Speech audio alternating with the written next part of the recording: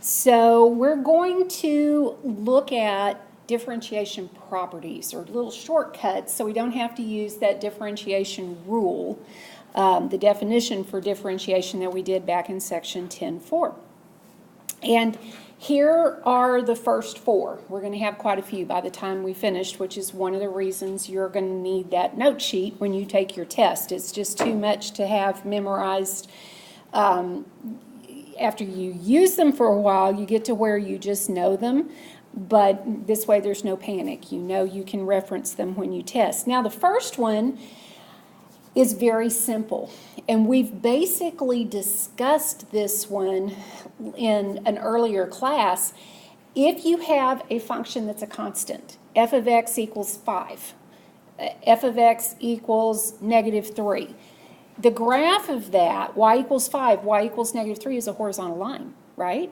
And if we're talking about finding the rate of change, which is what a derivative is, that's the slope. And what is always the slope of a horizontal line? If you do rise over run, it's a slope of 0. You are exactly right. That's called the constant function rule. So anytime we're taking the derivative and our function is equal to a constant, the derivative is 0 because it's constant. There's no rate of change. It's not going up or down. Now, if you see something that is polynomial in nature, you have x raised to some power that's a number, like x to the third, x to the fifth. Then, when you take the derivative, this is a cool little shortcut. All you have to do is pull down the exponent and multiply it times your coefficient. If there's not a coefficient in front of the x, it's because it's 1. We don't write it down when it's 1. That becomes your new coefficient, as we see right here, that n, and then you reduce the exponent by a power of 1. Okay, so if we had, and let me just kind of put this up here to give you an example. If you remember the problem that I just gave you to work while I stepped out for a second, we had f of x equals x squared plus 6x minus 8. Look at that first term. It's an x squared. Using this rule right here, number 2, what would become this first term in the derivative? I take the 2, I pull it down, multiply it times the coefficient in front of x. And since I didn't see 1, it's a 1. 2 times 1 is 2. X raised to, what's my new exponent? Oh my gosh, look what we have on the board over there. When we found the derivative of this using that 4-step process, we know it started off with a 2x. Okay? This is faster, is it not? Now, this rule number 3 is simply saying if you had this coefficient in front of whatever your function is. So, for instance, if this had been a 3 in front of the x squared, this is just saying that you would go ahead and take your derivative and then multiply this times whatever coefficients are there. That's really all that's saying. You would take the derivative, and so if there had been a 3 right here in front of this x squared, after we took the derivative, which was 2x, then we would multiply it times the 3 it's there.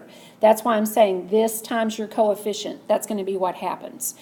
If there happens to be a constant multiple here. And the last rule simply says if you have more than one term, think of each term as finding the derivative separately. In other words, you can take the derivative term by term. So if we go back to this one that we did a moment ago, we've already taken care of this first term. The derivative of x squared becomes 2x plus, what's going to be the derivative of 6x? It's just 6. Now here's why. Think about this for a minute. If I have 6x, it's really x to the first power. When I take the derivative, following this rule that's listed here, kind of combining 2 and 3, the 1 multiplies times the 6, and the x is now raised to what power? 0. Exactly. Remember, I take away 1 from the current exponent that I had, so that turns it into 6 times x to the 0 power. But remember, what is anything raised to the 0 power equal? 1. And 6 times 1 is just 6. As long as there is not an exponent other than 1 on your x, whenever you take the derivative, it's just going to be whatever the constant was. And then the third term was minus 8. That's a constant. What's the derivative of any constant? Oh my gosh. Everything that took you about 5 to 10 minutes to do using the definition for a derivative, if you know these rules, you can do in less than 30 seconds. It's a huge time saver, is it not? That's pretty awesome. Here's the other benefit. When you get ready to take that test, bless you, since you now know this shortcut, even though you're going to have some questions where you have to use the definition for the derivative, you should know where you need to end up by using this to double check yourself. So that hopefully will make you feel a little more confident as well. You ready to practice? All right, let's try some others. What if our function is y equals x cubed, and I ask you to find the derivative of that? And by the way, since it didn't say f of x equals, it said y equals, you can indicate you're looking for the derivative by simply writing y prime. It doesn't matter whether it's f prime of x or it's y prime. Those are both valid ways of saying find the derivative or the rate of change. So let's see if you can tell me, how are you going to differentiate x to the third power? What do we need to do? Yes, and 3 times the coefficient of 1 is just 3. X to what is my power? You got it. You are done. And isn't that nice? Because if we were using the rule, the definition for derivative, we would have had to have done x plus h to the third power. You would have had to use FOIL, expand that out, and then take that answer times x plus h again before you, yeah, that would not be fun. So especially as our exponents get larger, this is a huge time saver. Now, this is another problem on number 2 that illustrates a different way you can ask how to find the derivative. Notice this has oops, why are you doing that? Okay. Notice this has dv, no, that's dy, sorry, dy over dx. That's asking for the change in y over the change in x. What is the change in y over the change in x? We normally just call that finding the slope, which it's a rate of change. It's another way of asking you to find the derivative. So if we're finding the derivative for y equals 1 over x to the 7th, now here's a little bit of an issue for us. I have an x raised to a power. That part looks familiar. Excuse me, but it's in a denominator. Notice what the hint is underneath. It says convert the problem to the form x to the n and use theorem 2. We talked about this last week. How can we rewrite something so it won't look like a fraction anymore? If we have x to the 7th in the denominator, this is equivalent to what? X to the what power? Excellent. Remember, a negative exponent tells us about location. So if I wanted to think of this as 1 over x and it was being raised to the 7th power, if I flip it to bring the x to the top, I got to change the sign on the exponent. So x to the negative 7 is now what I want to take the derivative of. So what do you get if you differentiate x raised to the negative 7 power? I'm going to have negative 7x, and here's where you got to be really careful. Remember, when we're taking the derivative, we always subtract 1 from the exponent. And you are exactly right. A negative 7 minus 1, or a negative 7 plus a negative 1 gives you a negative 8. Don't put negative 6 there. If you do, then you added 1 instead of subtracting 1. So negative 7x to the negative 8 would be the correct derivative. Now, what if we needed to write it with a positive exponent? We might be asked to do that. Would you have a problem doing that? This is the same thing as what? All right, be real careful. Does my coefficient have a negative exponent on it? Don't do anything to it. It's still a negative 7 on top. The only thing that's going to happen is what has the negative exponent is going to go to the other location and be a positive. So it's negative 7 over x to the positive 8. Okay? Don't move the negative 7. Make sense? All right, let's look at the next one. So, let me zoom in a little bit. We want to find the derivative. Notice this just has d over du. That is, and the reason they have written it that way, our variable is u. This is just asking you to find the derivative with respect to u, because u is our variable. So you can see there's a lot of different ways, notation-wise, you can ask someone to find the derivative. Now, on this one, how many terms do you see? 3. Can we go term by term? Yes, we can. So if I wrote, and I'm just going to, for sake of ease, I'll just put y prime equals, because I'm identifying this is the derivative.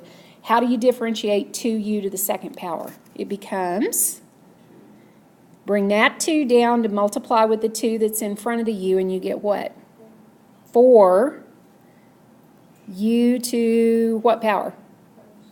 First power. So I don't have to put the 1 on there. I already know it's going to be to the first power. I'm ready to look at the next term. I've got minus 3u. How does that differentiate? That's just minus 3. Remember, if it's u to the first, when I differentiate, it's just going to turn into whatever the coefficient is. And then what happens to that plus 8 when I differentiate it? Yeah, it becomes a plus 0. So this is 4u minus 3. Now, you do not have to put the plus 0 on your paper. I'm just writing that to show you we did differentiate all 3 terms, but this is how it's going to clean up. Okay? Now, the next one has something that's a little bit different. And what's a little bit different here is I see a radical. Have we learned any rules on this first page for differentiating radicals? But do we have a way we can rewrite radicals that might let us use one of these rules? Okay, Brittany, you're shaking your head yes. How could we do it? The square root of something is the same as something raised to what power? 1/2. Very good. That's what we're going to do, is we're going to take it out of radical form. We're going to put it in fraction exponent form. So the very first thing that I want to do, and again, this is that notation that says find the derivative with respect to x. That's what d over dx means. So I'm just going to write this function as y equals, now look at my first term. I've got the same thing we just saw a minute ago. It's 1 over x to the 4th. Does that need to be rewritten as what? Excellent. X to the negative 4 power. Plus 6, and then where that square root of x is, we're going to change it so it looks like what? X to the, very good. Remember, coming out of radical form to fraction exponent form, the denominator in the fractional exponent will always be the same as whatever the root or the index is in the original radical. So since this was a square root, we didn't see a little number here in the corner, but we know it's a 2 if we don't see one. And because there's no other exponent on the x, that means it was x to the first. And that 1 for that exponent that was on the x becomes the numerator in the fractional exponent. The root or the index is the denominator. So we have now rewritten 6 square root of x is 6x to the 1/2. I think my remaining terms are fine as they are. And now we ought to have rules we know how to use in order to differentiate this. All right, what does x to the negative fourth power become?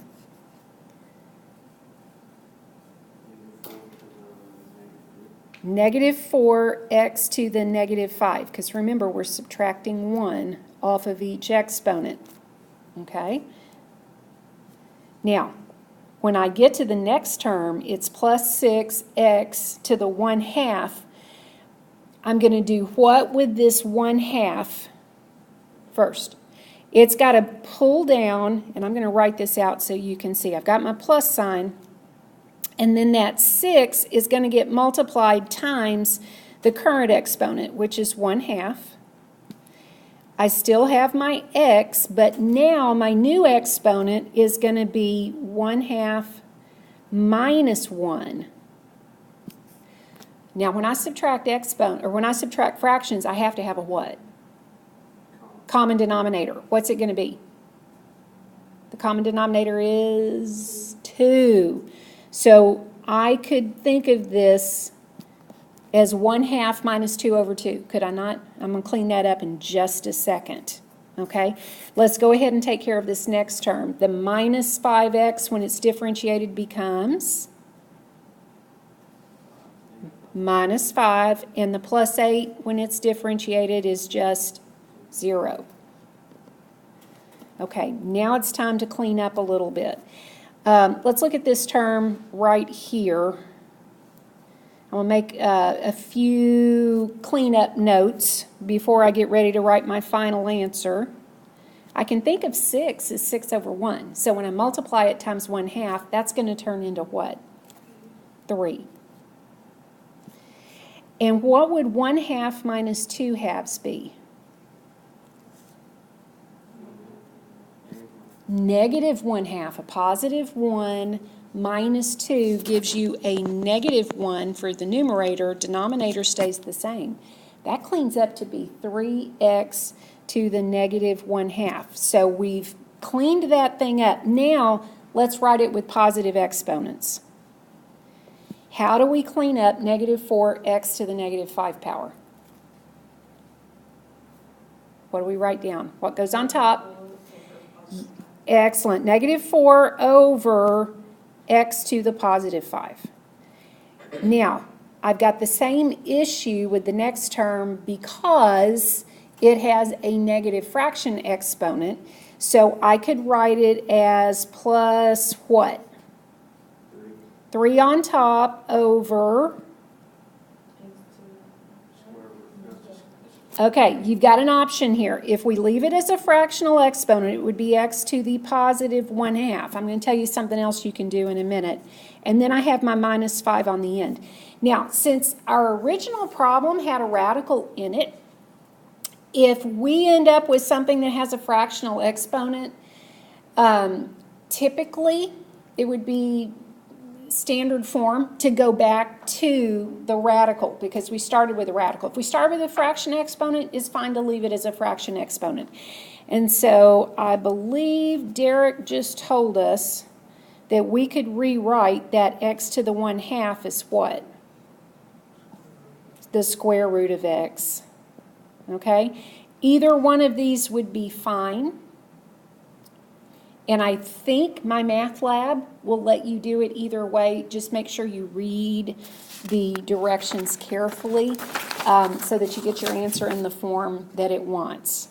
Okay, so give me a little signal. At this point, would you say we're thumbs up, thumbs down, somewhere in the middle? Okay, so we're probably going to want to practice some more of these before we say, okay, I'm feeling really good about it. Let's look at the next point.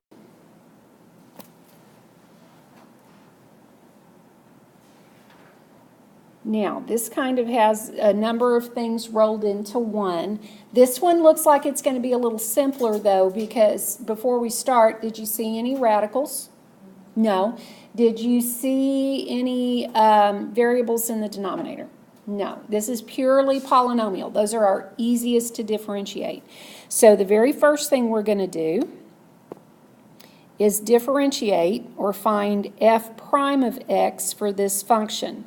Now that we know the shortcut, let's see if you guys can tell me, how do you differentiate 7x squared? It becomes 14x, very good. That 2 pulls down, multiplies times the 7 to give us 14. And then when we take away 1 from the original exponent, that's how we get 14x to the first. What is the derivative of this second term? The minus 9x is just what when you differentiate? Minus 9. And the plus 2, when you differentiate it, becomes 0. 14x minus 9, ta-da, we are done with A. Now, part B asks you to find the slope of the graph of f at x equals 3. Now, can you tell me how we would do that? Since I know this is my formula for finding rate of change, how am I going to figure out what the slope is at x equals 3 on the original function? And I'm going to plug it into which one, the original or the derivative? If I'm looking for the slope, I plug into the derivative. That's the formula I use to find slope because it's the rate of change equation. So if I plug 3 into my f prime function, that's 14 times 3 minus 9. Okay, you guys do a little calculating there, clean up, and tell me how it looks. All right, so you said when you clean this up, you got how much? 33, because 42 minus 9 is 33. So that's what the slope is when x is 3. Now, part C asks us to find the equation of the tangent line at x equals 3. If you remember, the whole point of doing this is if I can find the slope at a particular point, okay, the way that I'm actually doing it is if I can find a line that shares that same point, okay, that would be the only point they have in common. The slope of that tangent line is going to have the same slope as that point that's on the graph. So now if I want to know what is the equation for the tangent line, because maybe I need to put that on the graph. I need to see what it looks like. Tell me to write an equation of a line. If I already know the slope, what other information would I need to be able to write the equation? Think back on linear equations. What do we need? We'd need either the b, which is our y-intercept, or we have one other way we could do it. We would need a point, right? Okay, now think about it for a minute. Do you think we have any way of figuring out what the y-intercept would be of the tangent line for this? Is there anything in the information we've been given that's going to show us that? The answer is actually no. But I could find the coordinates of the point that the tangent line and the curve share in common, couldn't I? Because I'm trying to find what this tangent line is at the point where x equals 3. All I need to know is the y value that goes with that. And if I want the y value that goes with that point, where would I plug in to find it? The original. Excellent job, Brittany. So now I need to find f of 3 so I can see what the y value is of that point. So I'm going to have 7 times 3 squared minus 9 times 3 plus 2. And what will that give me? 7 times 9 is 63. Minus 9 times 3 is 27 plus 2. And you said that's 38, right, Derek? You're right. Okay. So here's what I know. A point, the only point these two share, the tangent line and the curve, is when x is 3, y is 38. Okay? Since I have a slope, because my slope was 33, and I have a point, I can either go into slope-intercept form, solve for b, or I can use point-slope form. And I think I'm just going to show you how you would use point slope form. If you remember, that is y minus y1 equals m times x minus x1. And we know what to plug in for m. That's going to be 33. And this ordered pair that we found is going to be our x1, y1. So y minus y1 is 38 equals m is 33 times x minus x1 is 3. Right? Okay, let's do a little cleanup. Y minus 38 on the left equals, if I distribute on the right, that's 33x. What? What comes next? Minus 99. And all you have to do to finish this thing off is add 38 to both sides, because we want to get y by itself. And what is going to be the equation for the tangent line? So y equals 33x minus 61. That's the equation for the tangent line.